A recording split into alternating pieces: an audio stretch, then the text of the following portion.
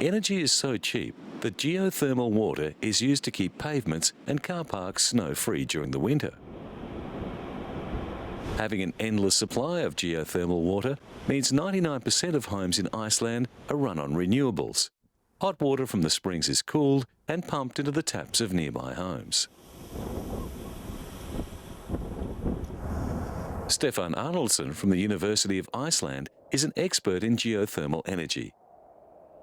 He warns that the resource should not be taken for granted. Almost 90% of the people of Iceland, they use geothermal hot water for heating their home. So cheap is electricity in Iceland that they are looking to convert it to hydrogen to cut the country's reliance on fossil fuel to zero. Valdis Asta Adelsteindaughter is from Reykjavik. Married with 2 children, she works for the country's Civil Aviation Authority. Valdis says that during the winter, the family keep their heating system at 25 degrees Celsius.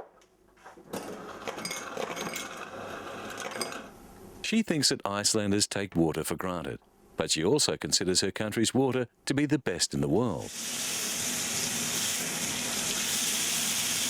Geothermal energy in Iceland first happened in the early years of the 20th century, when an enterprising farmer diverted a stream from a hot spring to heat his house.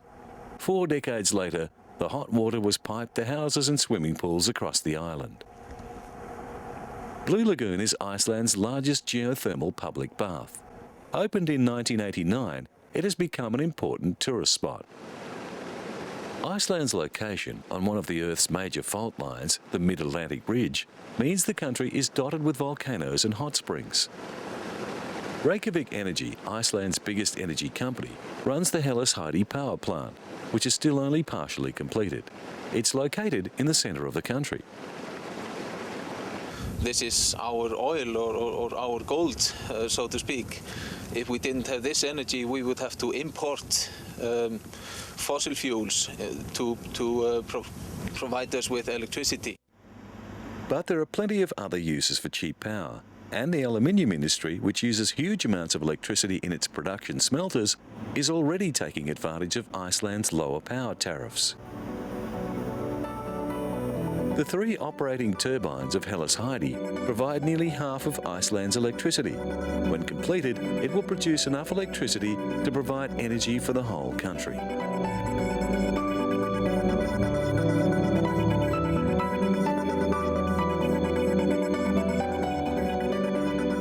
LG Display recently announced that it has developed an LCD display panel that refreshes 480 times every second.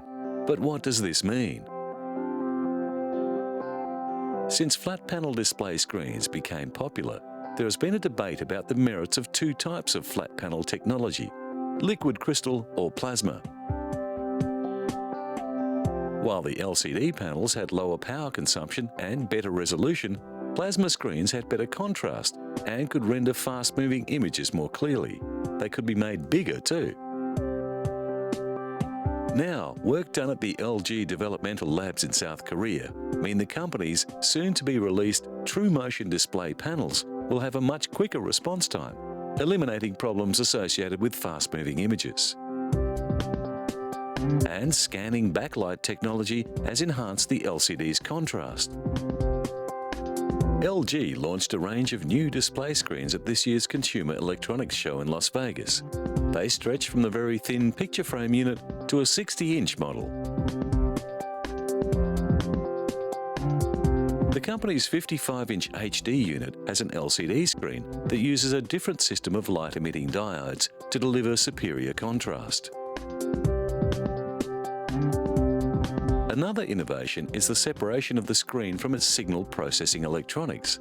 The 2 components connect wirelessly so that the screen can be easily mounted on the wall. In combination with the enhanced picture quality, many of the new screens feature an invisible speaker system. The trend is to make the display unit more like a picture that hangs on the wall, and to highlight this, an array of screens were arranged like pictures in a gallery. The LH50 and PS80 series HD TVs are equipped with Ethernet ports and can access selected web content. And the Tokyo Metropolitan Museum of Photography has just mounted an exhibition called Still Motion, Liquid Crystal Painting, that displays a collection of artworks on flat-panel LCD screens. Dominic Legeman's YOLO V pays homage to Goya's painting The Inquisition Tribunal.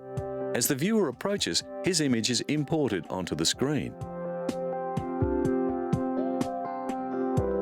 Sam Taylor Wood's Still Life pictures a bowl of fruit as it ages over several weeks.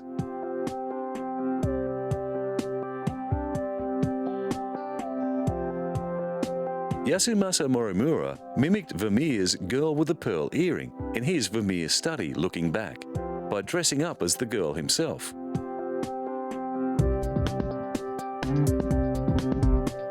Museum curator Satomi Fujimura explains that the artworks have their origins in traditional paintings, but they also explore future styles and directions that become possible as the use of technology in art evolves. Hiroshu Senju's A Forest of Water appears like a traditional Japanese folding screen. Julian Opie's minimalist figures, the woman with evening dress and Kira with a pendant, smile at the viewer.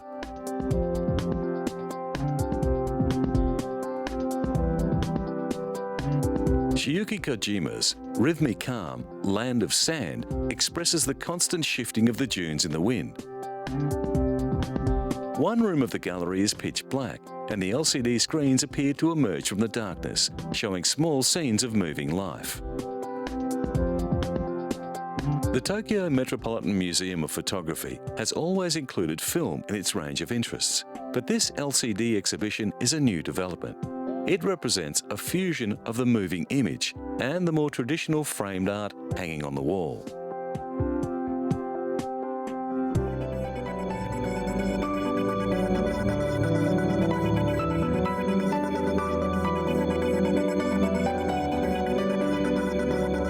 The space tourism race marked a milestone recently as British entrepreneur Sir Richard Branson and American aerospace designer Burt Rutan waved to a crowd from inside the cabin of a new aircraft designed to carry a passenger spaceship to launch altitude.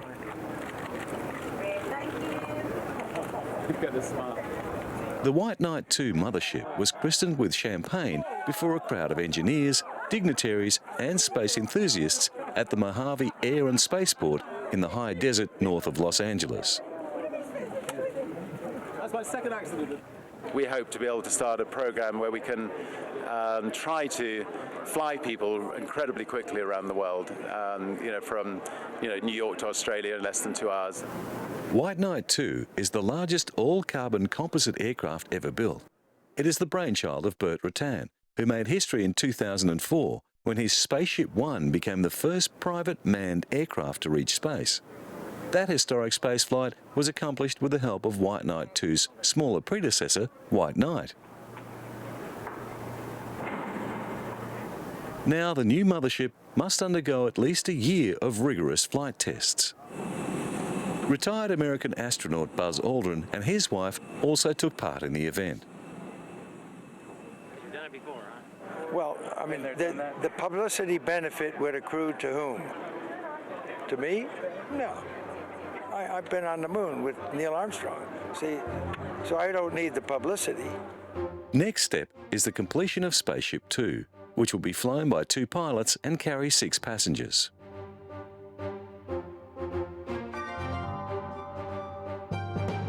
Meanwhile, in the established space launch business, Belgian astronaut Frank de Wijn is preparing for 6 months at the Columbus Laboratory on the International Space Station.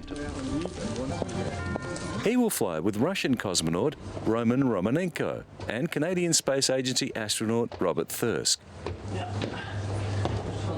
With the Columbus Laboratory finally functioning, Europe now has a very real long-term investment in the ISS. De Wijn will be doing maintenance on the robotic arm and installing Japanese equipment brought up by the HTV cargo module, which is due to dock with the ISS soon after he arrives.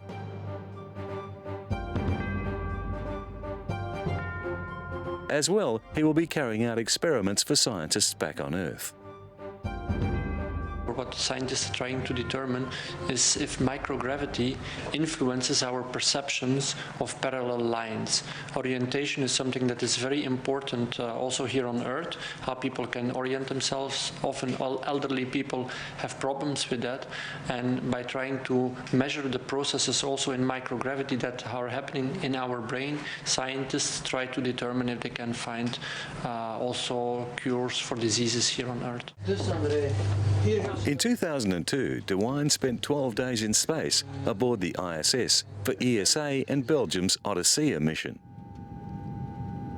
The European Space Agency is not taking any chances with its next astronaut, and Dutch ESA astronaut André Kuipers is serving as backup.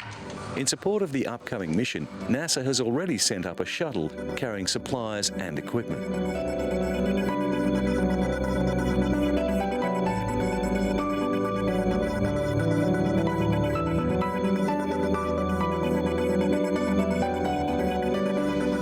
In America's Midwest, billions of tons of corn, once used as food, are now being used to produce ethanol. From this year, controversial federal mandates require the United States to use 34 billion litres of alternative fuel annually. That makes grain a high in-demand product. For those involved in the production chain for biofuels, it means more profit. A full 33% of this year's US corn harvest, or 3.9 billion bushels, is expected to go towards ethanol production, up from 22%. Virtually all experts agree that using crops for biofuel drives up the price of grain, but opinions vary greatly as to how much. The world's poorest people are suffering because of the biofuels initiative. Many can no longer afford the most basic food staples, and there are calls for strong measures to pull the current world food situation out of what some are describing as a crisis situation. Estimates cited by the International Food Policy Research Institute say biofuels account for more than 30% of the food price increases. What is certain is that many people across the developing world are feeling the pinch. White House economic advisors say the ethanol industry accounts for just 2 to 3% of the recent jump in grain prices, which are up more than 40% since 2007. Despite the controversy, most governments are keen to hit their biofuel targets. But even if every bit of corn in the US was used to produce ethanol, American demand for fuel would still not be met. In the Netherlands, a different plant is being tested as a renewable fuel. Algae could be part of the answer to the world's energy crisis. In Western Holland, a shallow pool that is rapidly turning green with algae is being harvested for animal feed, skin preparations, biodegradable plastics, and biofuel. Algae is the slimy stuff that clouds your home aquarium, and in larger form, gets tangled in your feet in a lake or ocean. It can grow almost anywhere there is water and sunlight, and under the right conditions, it can double its volume within hours. Opinions differ on how best to grow algae and how quickly it can come on stream as a commercially viable alternative or supplement to fossil fuel. But scientists and industrialists agree the potential is huge. In a warehouse 200 kilometres southeast of Amsterdam, a bioreactor is producing algae in pressure cooker fashion that its manufacturer hopes will one day power jet aircraft. Algae doesn't require much space or good farmland. It can grow in freshwater, polluted water, seawater, or farm runoff. It can purify a city's sewage while feeding on the nitrogen and phosphates in human waste, and it is rich in oil. The most common strains farmed today have an oil content of 30%, but this can rise as high as 70%. Experts say it will be years, maybe a decade, before this simplest of all plants can be efficiently processed for fuel. But when that day comes, it could go a long way toward easing the world's energy needs and responding to global warming. And it avoids the fuel for food dilemma that has plagued first and second generation biofuels like corn, sugar and palm oil. The European Union has mandated that 20% of Europe's energy must come from renewable sources by 2020, including a 10% biofuel component for transportation fuel. One promising technique nurtures the algae in a closed and controlled environment of clear tubes, speeding the reproductive process by 2 to 4 times. But the process requires much more energy than open pools and needs a tube cleaning system to maintain a high light penetration for photosynthesis. At IngraPro's farm, the scum from the double Olympic-sized pool is filtered and processed into flaky green strips that crumble to the touch. Potential for the new product is huge.